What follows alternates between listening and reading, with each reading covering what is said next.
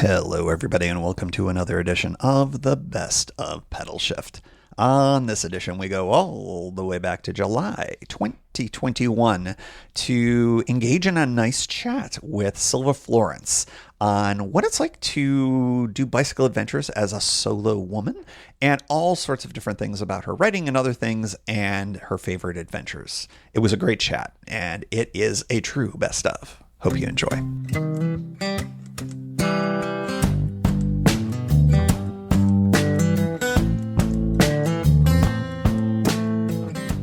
I am joined today by Sylva Florence, who is an experienced bicycle tourist and the author of many things, including the incredibly entertaining The Sylva Lining over at thesylvalining.com. Go check that out, where you too can earn free ice cream if you read the directions in the footer. Sylva, hi, how are you today?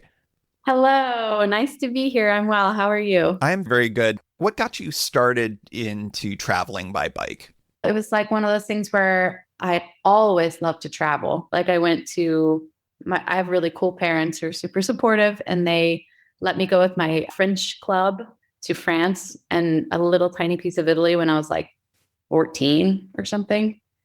And then I always liked bicycles.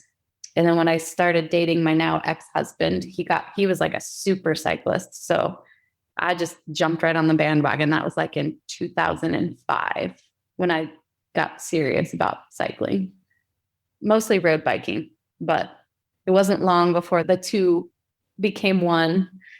Was it kind of Europe? I feel like that cycle touring in Europe is more culturally a thing than it is here in the States. Was being in Europe a thing that got the multi-night classic bike touring thing into your bloodstream? What kind of got that going? I did my first cycle tour when I was in 2009. And actually, it was when I started to work as a kind of do everything type person for a bike company called Experience Plus. And I came over here, and my ex was a bike mechanic, and I did everything, and we would work and then travel. And so 2009, yeah, I did my first bike tour. It was maybe 4 days and 3 nights or something like that. And I was just immediately hooked. Yeah. And my life was never the same after that. I feel like that's such a common story for people in bike touring. It's you go, oh, that sounds intriguing. And then your first tour, you're like, oh no, it's happening. It's all over. Everything is all about bike travel now. You're like, oh, I love suffering like this. It's so wonderful. Exactly. Exactly. Obviously, you caught the bug, which is probably a phrase I should not use during post-COVID. But anyways, point being, you got into bicycle touring, and your resume of travel is pretty impressive from where I sit. Tell everybody where you have gone by bicycle. Thanks. So after I caught the bug, the correct bug, the biking bug, I did a lot of cycling in completely remote places of the United States, like in Colorado, Utah. Been down the entire California coast, and I bike toured in Vietnam, Laos, Thailand, Mexico, lots of places in Europe, having come over here and now living here. So like Croatia, Austria, Slovenia, France, Italy, a bit of Germany. That's about it for now.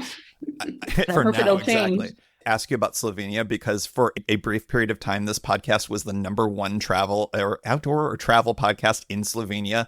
Wow. Tell me about Slovenia. I had a listener write in, and it sounds like it was fabulous, but what was your experience there? So I've done one of the bike tours that I regularly lead starts in Klagenfurt, Austria, and it ends in Ljubljana, Slovenia, which is the capital, which I just love. Every time I'm there, I think I could live here. And I think I massacred the pronunciation of that city's name. So I'm glad Everyone you know does. it. There's like lots more letters than you think there would be. My experience there is that Slovenians are incredibly hospitable, like jolly people. They're full of life, and they love to host you and feed you schnapps. I have a couple of good Slovenian friends.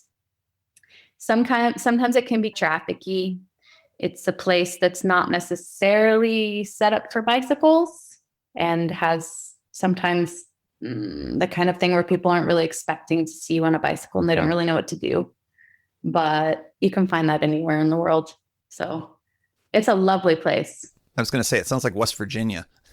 Yeah, Everything you ticked off feels like West Virginia. Maybe not the schnapps. Maybe it's something different around here. But well, beer. now that you've indulged me and you've told me about Slovenia, what's the favorite place you've ever done bike travel? And maybe as a sub to that, because it could be the same or maybe it's different. What was the most challenging? Oh man, I love the island of Sardinia in Mm. Italy.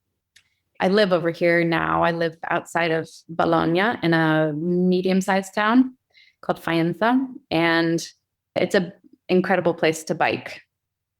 But it's hard to find the type of open spaces where you don't see anyone ever. That's not so much of a thing in Europe as it is in the States. Like wilderness doesn't, there is wilderness, but in Italy, not really. But in Sardinia, you get that feeling. You get, especially if you go interior, you get the feeling of vastness and wildness.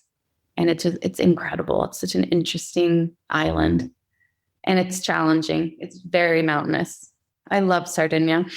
I have very limited cycling experience in Italy, but we've done a yoga retreat. My partner has led yoga retreats outside of Lucca, Italy, and I just loved that town and just this Lucca is old a nice place. medieval thing, and just even cycling around on top of the wall for miles and I guess kilometers and kilometers. Bravo. Awesome. You did it. It was really cool. And then I was like, oh, I'll just cycle back to the retreat center up in the hills.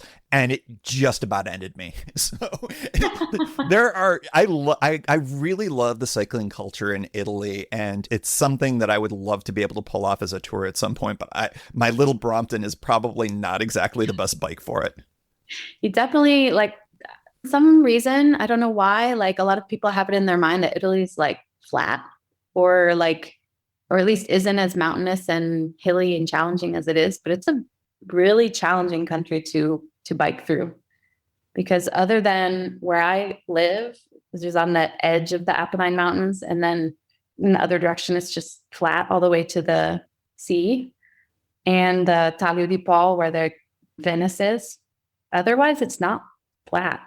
It's a marvelous place if you like to climb and descend, for sure. I think that the folks who are more into kind of the lightweight, minimalist bike packing kind of setup, you will be better served in the mountains than those of us who go with the full pannier setup or whatever. Yeah. Have your gears ready, folks. That's all I have to say. Yeah, get your gears ready for sure. Low gears. Absolutely. Absolutely. So, Sylva, one of my favorite posts that you have on your website is called Me, Myself, and My Tent, which is a relatively recent post on your website. And you give 9 tips for women who are thinking about solo touring. And I have never seen a better set of tips, advice, etc. Can you give folks here who are listening, I'm talking to the ladies now, but I think that these tips are helpful for everyone. As an experienced solo rider, what you do and what you recommend? Yeah, because like we were talking about before we started this podcast, we were both on team Get Ladies on Bikes. And so I really hope that at some point, I don't always have the shock and awe response when I tell people that, for example, I bicycled solo across the United States. Like it would be super cool if any woman of color, of anything, because obviously I'm a white woman, so I have a bit of a different experience and I travel through the world as a white woman. But I hope that any woman anywhere could get on a bike and feel completely like normal and it's not a weird thing to do. That's what I hope. I think the first thing that I think all people need to do, but especially women, unfortunately, is to learn how to trust ourselves and our intuition. That's like the most important thing that we can do, because there are parts of you that understand better what is good and what's not than all of your senses can compile that information. Like your intuition knows, even if it makes no sense. So I would say getting to know yourself and your intuition is like the first most important step. So I want to echo everything that you said about expanding bicycle touring for everyone. I said this on the podcast before, that if there's one goal that I have, it's to try to get more people that don't look like me out on the bikes. There's plenty of white dudes out there doing it. So more women, more people of color, bravo. I am super on your side.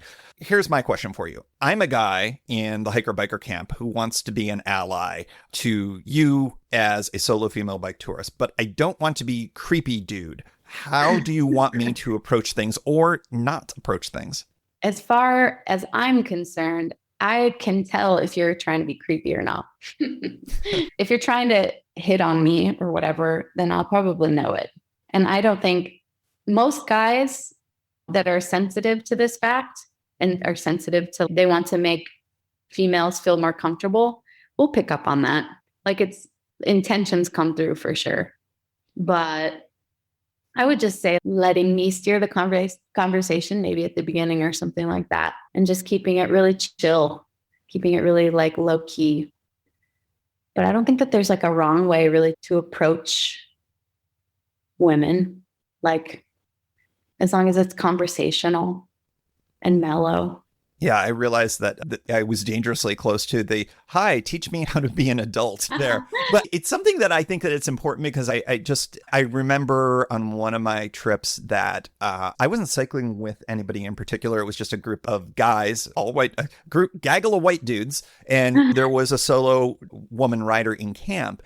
And I am just trying to be friendly. And I was definitely getting the vibes back that it's just, not interested in engaging. And so my big thing has always been understand what is coming, the energy that is coming back at you as well, because there's going to be times when it's like if somebody is not interested in engaging in a conversation with you, please respect that. Absolutely. And I just think that's the thing as well. Just because someone is not interested in interacting with a gaggle of white dudes, that does not necessarily mean that it's this person needs to because we're here or whatever. Anyways. Yeah, absolutely. I agree with that about reading the energy of the other person.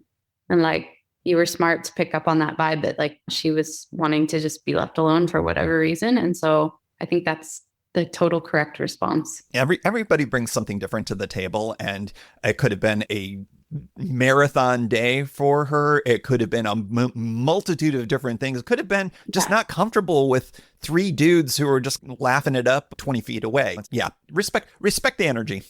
Exactly. Because unfortunately, it wouldn't be weird if it was the other way around. If it was a guy and three girls, like the guy wouldn't feel weird. But unfortunately, the girl might feel weird even if the guys are completely cool and don't intend anything. But we just always have to have our guard up a little bit more.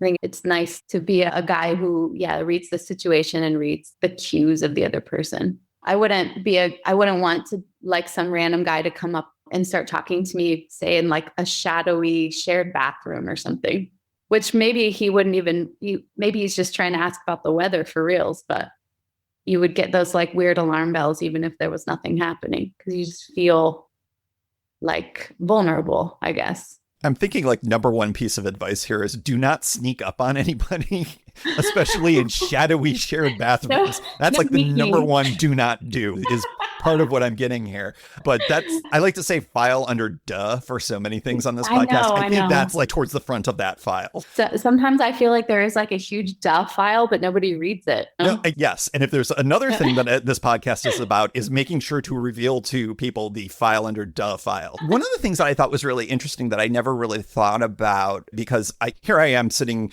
apex privilege white male dude, right? So of course I don't think about these things because I haven't had to, because high privilege.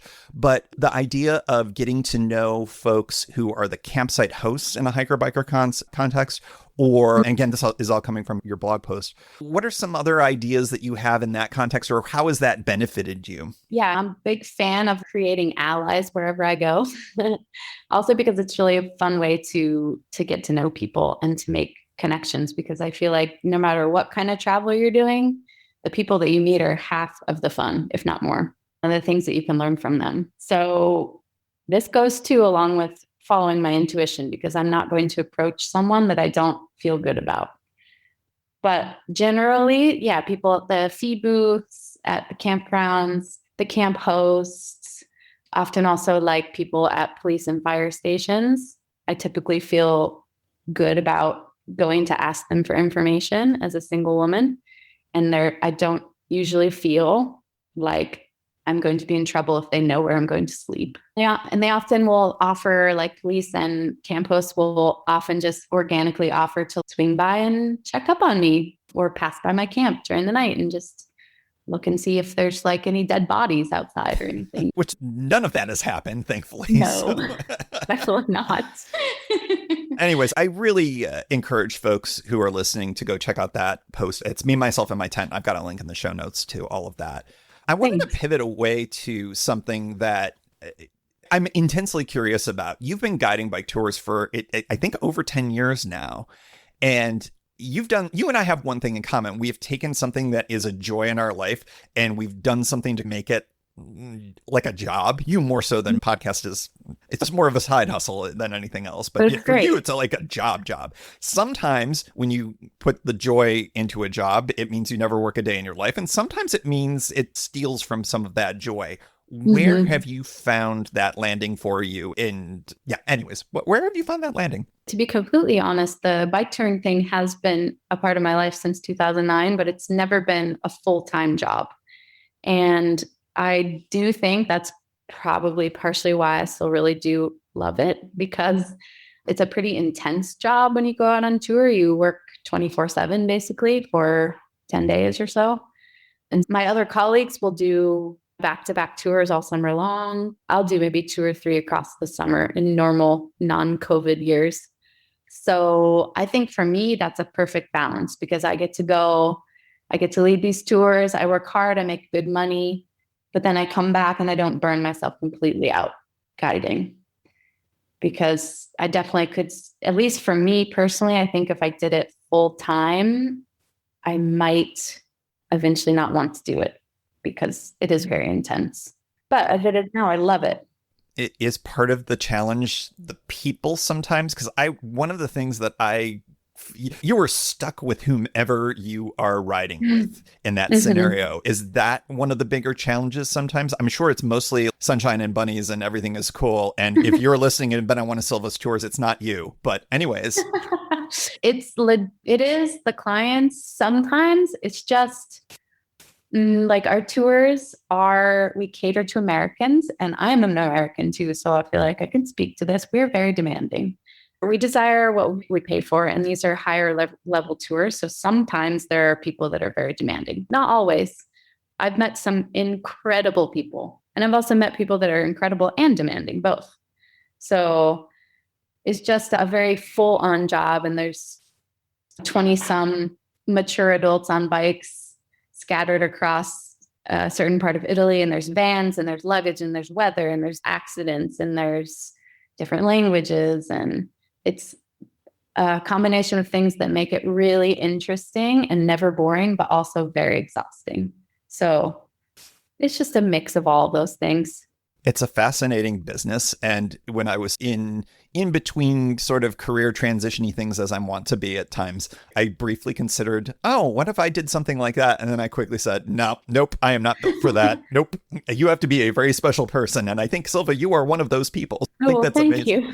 I appreciate that. I wanted to close things out because we've been talking about Italy. How's Italy doing with COVID? Because I know at the beginning of everything, Italy was in terrible straits. And I know that you were in lockdown. How's it doing? And how do you think touring in Europe is going to be this year as we hopefully, fingers crossed, climb out of it? I hope so. Italy, it's been quite a ride here because we were the first people to go into this mess. And yeah, we had a 3-month lockdown, which was really intense.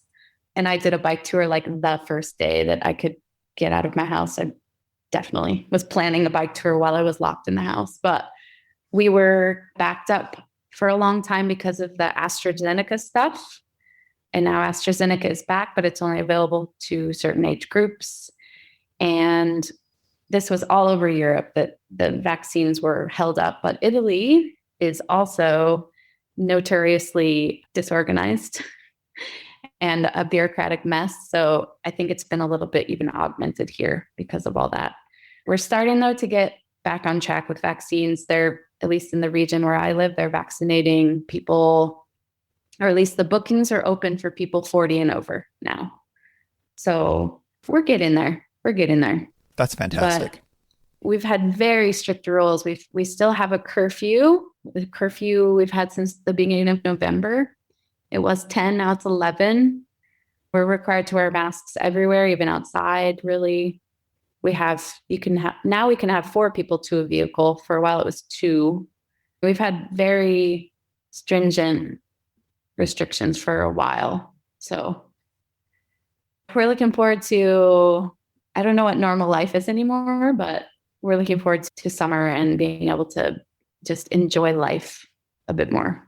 That sounds really similar to what my cousin's experiencing in Belgium. She lives in Brussels, and down to the curfew and the changing curfew and the back and forth and things like that. So yeah, here's hoping that, a wild ride. Oh my gosh. Yeah. And here's hoping that Europe can come back and that we can all get the summer we deserve after the last year, but baby steps and follow the science. And I'm really glad to hear that the AstraZeneca vaccine is more widely available now, because that seems to be what's working over this direction. Yeah. I'm just happy to see that we're making some progress, and hopefully we'll get to that magic number where we can really relax and start living our lives the way we want to again sometime soon-ish. Soon-ish. Yes, please. Sylva, I know that you've got some irons in the fire and stuff like that. So as we wrap things up, what's next for you? What do you see on the horizon, knowing full well that we're still in COVID and planning beyond more than 14 hours ahead is a thing, but what is next for you? We are heading into summer. I'm also an English teacher, so I'll have maybe some little summer camps, or maybe definitely, hopefully, a break. Hopefully I'll be able to lead a couple of bike tours maybe in the fall. And in the meantime, I've got a book that I'm working on about my trip across the United States alone that I'm trying to send to agents and editors. So that'll keep me entertained. And actually, in about a week, I'm going on a little mini bike tour with some friends. So that's something I haven't been able to do in a long time. I'm very excited about it. That's amazing. I'm so happy to hear that the world is starting to normalize a little bit on a bike for you and for so many people. It just makes me very happy to hear. Sylva, thank you so much for joining. Everybody go check out Sylva's website, thesylvalining.com. Sylva, appreciate you spending time here on Pedalshift. Thanks for having me on. It's been awesome. I appreciate it.